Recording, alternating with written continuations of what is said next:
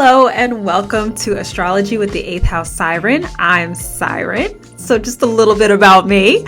I'm an astrologer. I do readings. My booking link is on all of my social medias, including Instagram, Twitter, and TikTok. Normally we do weekly forecasts on this channel, but y'all know I like to switch it up sometimes. Today I want to discuss this Mercury retrograde in Libra and this new moon in Libra and how it will affect you all based on your rising sign. For those of you who don't know, Mercury went retrograde in Libra on September the 10th, and it will go direct on October the 2nd. So we have been dealing with this energy for some time now. However, I feel like this energy is going to be emphasized when we experience the new moon in Libra on September 25th. Along with, I don't know if people are talking about this next part I'm about to say, this close trine it will be making to Pluto in Capricorn. And mind you, when Mercury went retrograde, it went retrograde at 8 degrees, and that is a Scorpio degree. One reason I find all this interesting is we have this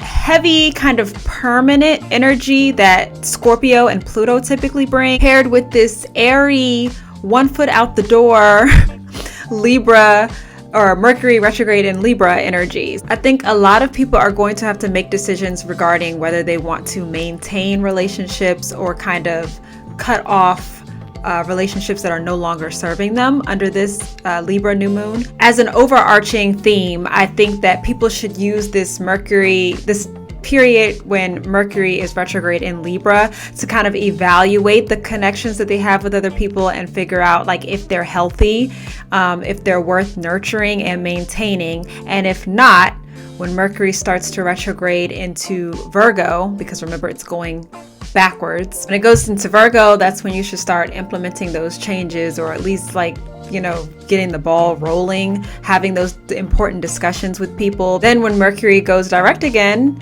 we should all see if we've made the right decisions. Of course, how all of this affects you, the area of your life that will be affected is determined by your chart, specifically your rising sign. So that is what we're going to talk about today. Sometimes it's difficult to look at your birth chart objectively so that you can give yourself an effective reading. Which brings me to today's sponsor, Keen. Keen is a very special app that connects you to talented and credible astrologers and tarot readers. All you have to do is create your account, and then you're instantly connected to hundreds of readers that are online right now. Seriously, in real time, you can just wake up and decide, I think I need a reading today, and they're right there waiting for you. What I enjoy most about the browsing experience is, each reader, they have their specialties. And so you're able to see like their full bio, what they're about, what their specialties are, just at first glance. Once you've done your browsing and you've found a reader that suits your needs, you can instantly connect with them via phone call or text. Another part I loved, I personally connected via text because I'm the kind of girl that has to process her thoughts. I had a few questions about some career changes, and I had some relationship questions, and I was very happy with my experience. I liked that my reader got straight to the point. She was very clear, very concise, and she was more than happy to provide clarification when I asked for her to do like a deeper dive on some of the stuff she said. As a new customer on Keen, you can try your first 10 minutes for only $1.99. That's $1.99, which is up to $99 in savings. So if you're interested in trying the service out, you can go to trykeen.com/8thhousesiren or click the link in my bio to save on your first reading. Okay, y'all, let's get into these Mercury and retrograde in Libra and Libra new moon forecasts based off of your rising signs.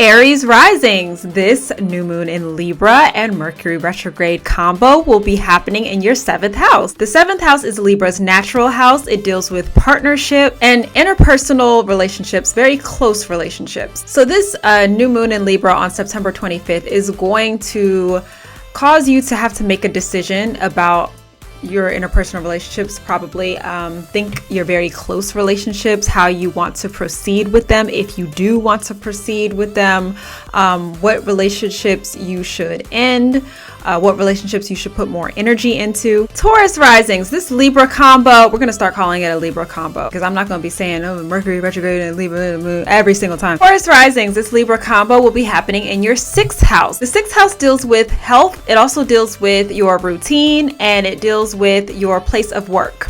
and the tasks associated with your work and work environment. You might evaluate certain connections that you've made at your job. Are you navigating them correctly? Do you need to change the way you interact with people at your job? Gemini risings, this Libra combo will be happening in your 5th house. That is the house of dating, fun, pleasure. As far as dating, this might be a time where you are kind of looking at the people that you have been dating or talking to and kind of evaluating, like, do I want to take this further? Am I wasting this person's time? Because, Libras love wasting time, making people think that they're into them when they're really not. It might even be a time where you have to ask yourself, is my dating getting in the way of other things that I'm trying to achieve, like other projects that I'm trying to get started? Like, am I wasting time on people, or are these relationships that I see a possibility in nurturing? Now, I'm not saying there's anything wrong with casually dating, like at all, but just kind of evaluating your purpose, like your why. Cancer risings, this Libra combo is happening in your 4th house, the house of family and your home, where you live. This could be a time where issues within the family are resolved, like you call everybody in the family together and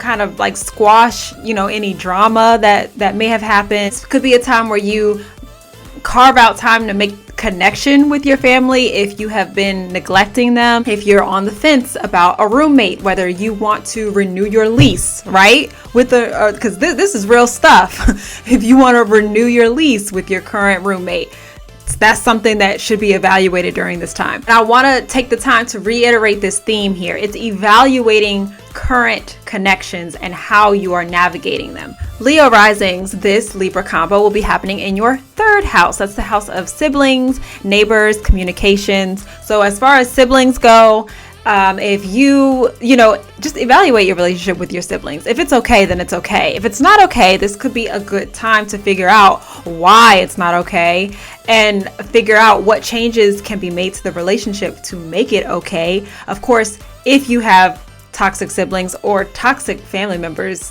for that matter, and you finally want to make the decision to cut them off for the sake of your physical and mental well-being, this could be the time you do that too. Virgo risings, this Libra combo will be happening in your 2nd house. Now, like I said, Libra is all about relationships. That includes your relationship with money. Is there anything that you've been spending your money on that is no longer serving you? Are you risk adverse when it comes to money? Are you too risky when it comes to money? Do you overspend for some underlying emotional reason?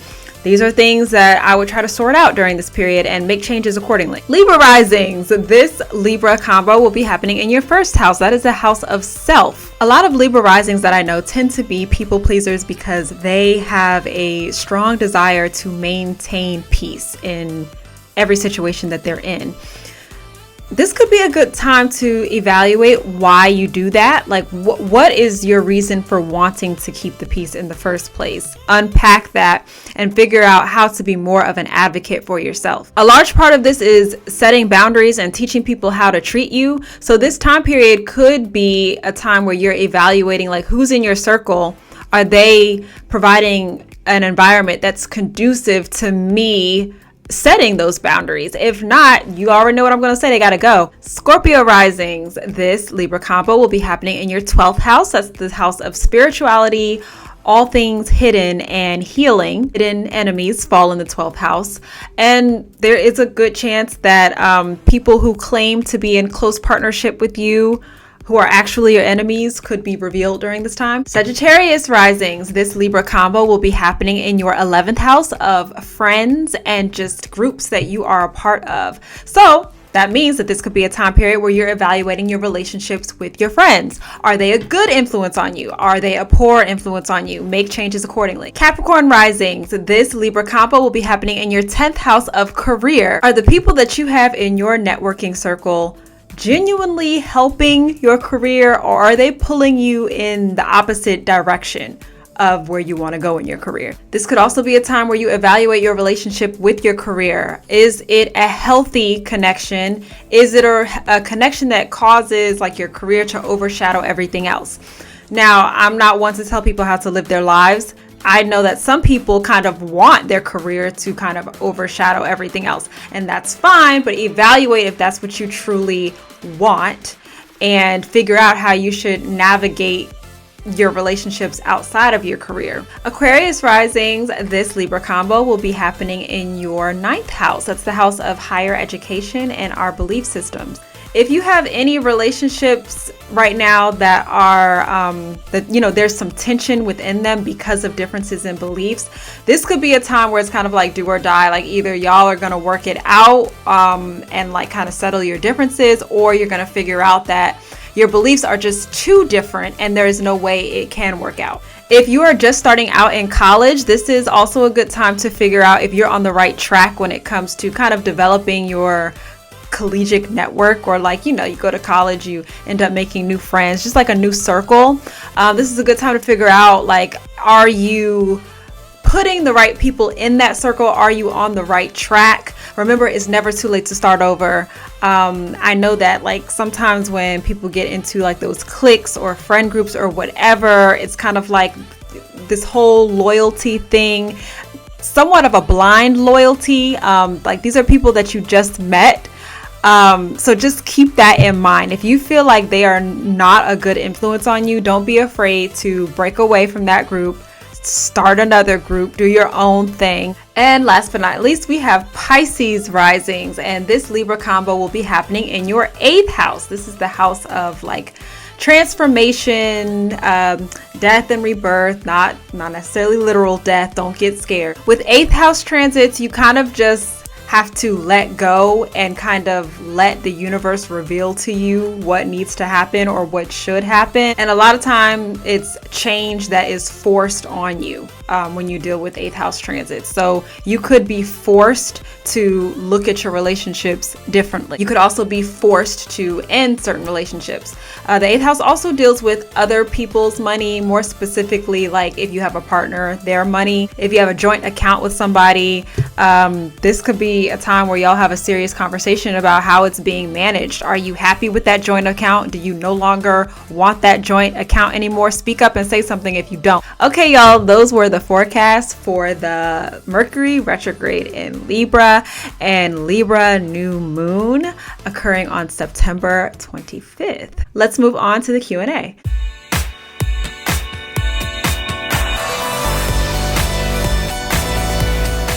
So today's question asks, what does it mean if Saturn is natally in retrograde in your birth chart? So with Saturn, it's known to be a planet that causes obstacles or causes some sort of struggle or kind of makes us encounter things in life so that we learn the lessons that we're supposed to learn. So with your natal Saturn being in retrograde, so remember retrograde energy, it kind of like reverses things. A lot of these problems that Saturn brings can be self-inflicted. So for example, one of the major themes of Saturn is discipline.